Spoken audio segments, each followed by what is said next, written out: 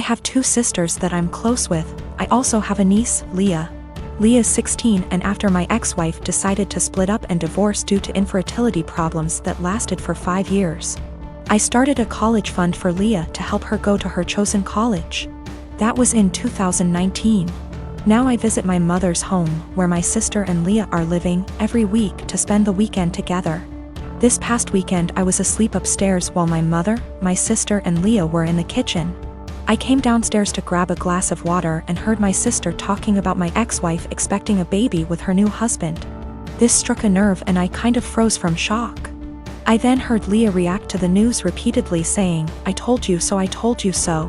Then explained she's always thought that I was the one with a problem for not being able to have a baby with my ex, but that I was too afraid to admit due to fragile masculinity.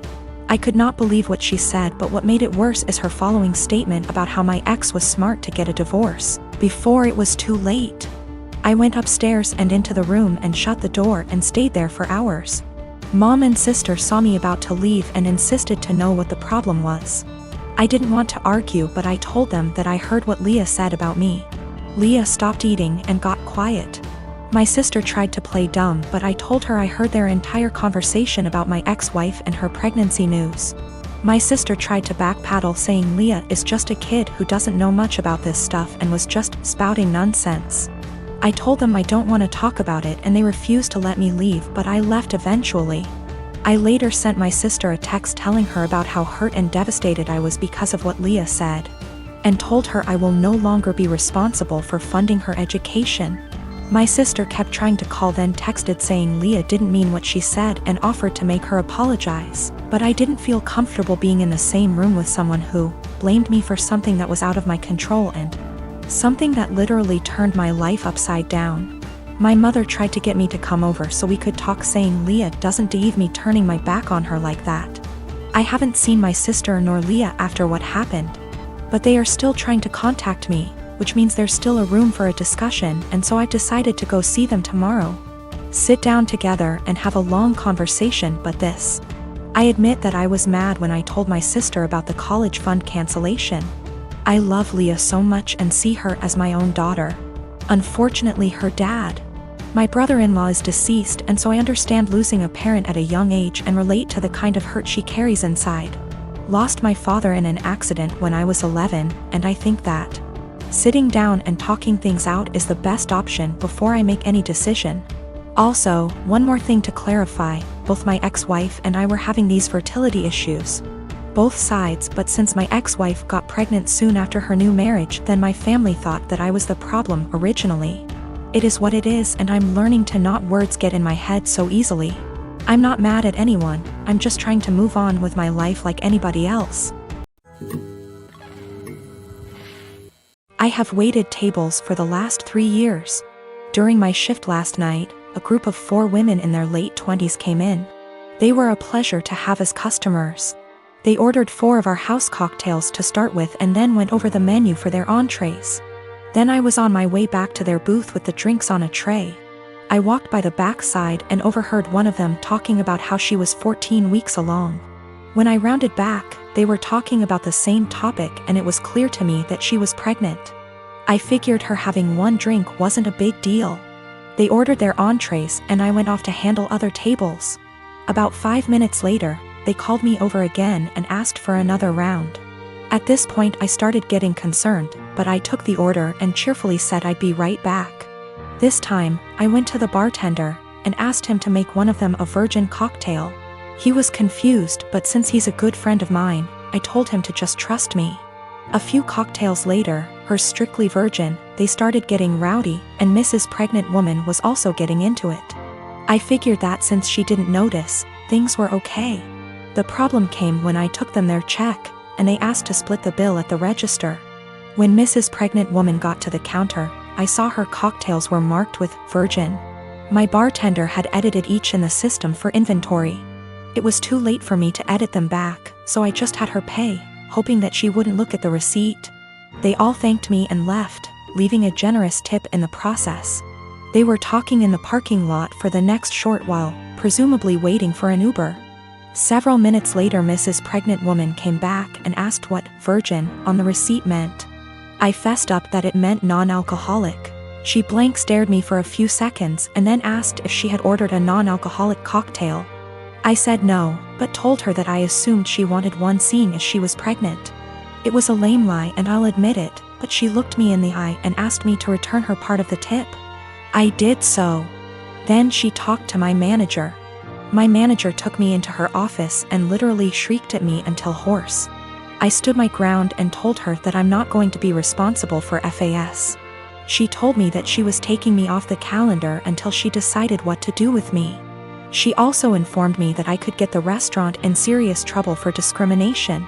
And upon examination of my state's laws, she is correct. But when I talked to my mother and father about it tonight, they told me that they understood my position. The entire staff at the restaurant is against me and I think that I'm going to call in and tell my manager that I quit. But I still feel in the right here. My name is Mary, and I'm expecting my first baby with my husband.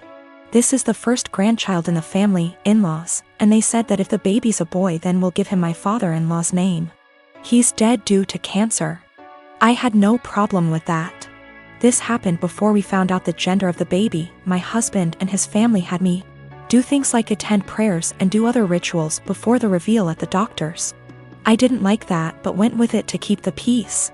Dr. appointment came, and it turned out to be a girl. My husband cried in the car, then turned his phone off to hide from his family, then finally told them.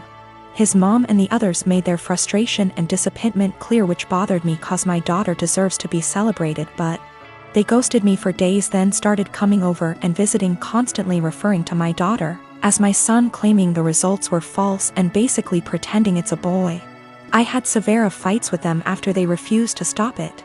And my husband sided with them despite seeing how wrong and unreasonable what they were doing was. We didn't speak for a while.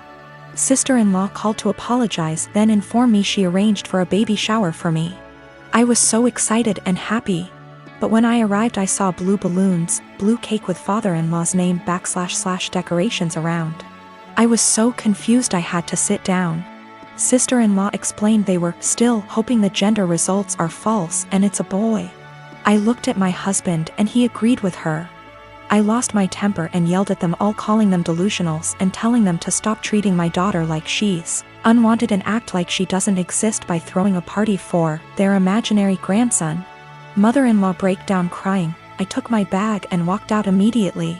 They started yelling and my husband followed me outside and started arguing about how I insulted his family and his dad's memory by acting like that. I told him to wake up and see the insanity in his family's behavior. He said they needed time to process the fact that it's a girl not a boy as they expected, and insisted I play along and they'll soon get over it. I said absolutely not and demanded he take me home. He said no, so I called an Uber and left. He was fuming. He called 15 times, then texted that he won't be coming home till I get my ass over and apologize for ruining everything and accusing them of being mentally unstable. I haven't responded yet. He's constantly pressuring me to get right with his family before we even talk about anything else. I had a 1967 Impala 4-door that I bought in February 2019. A couple months ago I bought my first house that had a 2.5 car garage. I moved the car in and started tearing it down for a complete restoration. I had the body in one bay and the chassis in another, plus the whole garage filled with parts. About 2 months ago my girlfriend came to live with me during this whole crisis and the whole time has hated that car.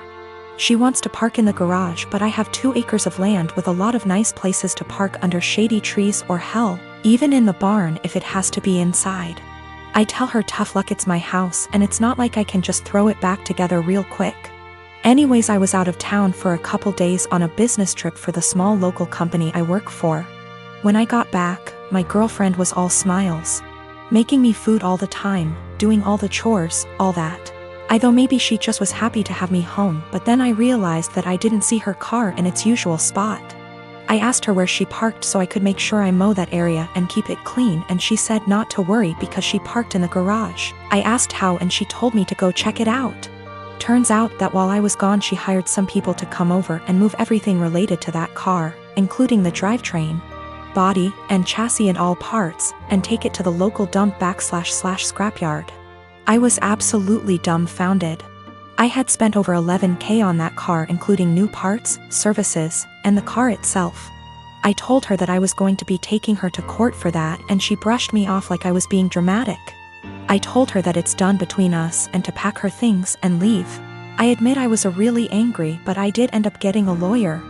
And as I have all the receipts for all that money spent, and I have her on my house's security cam footage letting the guys in and watching them take it all, I think I can win. Her family and friends are absolutely blowing me up, saying it's just a stupid old piece of junk, and that she cannot pay back all that money I spent, and that I should just let it go. But I have been putting all my time, effort, and money into that car for 1.5 years now, and god damn it if I am not going to get justice for what she did. I got a call from her mom about 20 minutes ago, and she told me that I was ruining her daughter's life over a stupid car. I told her she ruined her own life. I've been gathering documentation and stuff, and I'm about to head down to the police station and file a report, as suggested by Lots here. Went to the police station last night, was told to come back in the morning. Just got back and filed an official report against her for grand larceny and grand theft auto. I showed them all the receipts I had for the car and the footage of her letting the guys come and take it, as well as the title for the vehicle in my name. They said they will be in contact with all 3 parties, me, XGF, and junkyard guys, soon, and they will hopefully be able to recover some or all of the car. Just have to wait now. The junkyard guys apparently were in the middle of hiding it when the police came to ask them questions. It was on a forklift, and they were gonna put it on top of a pile of cars that was hidden behind more piles of cars. They said it was theirs and they had the title, but obviously didn't have the title for it, and since they matched the VIN on the chassis and body to the VIN on my title, it was obviously mine. I know at least one person there has been arrested. I think he was in the camera footage I talked about earlier, but if it was the boss or whomever, or even his specific charge. They also told me they would be looking into this specific junkyard for any other vehicles reported stolen. They said they haven't been able to get in contact with my ex just yet, but they're working on it. I'm just so glad they found my car. Luckily, I made quite an album of pictures detailing me tearing down the car, and so I can use that to prove what parts they had were mine, so I can hopefully get most or all of it back.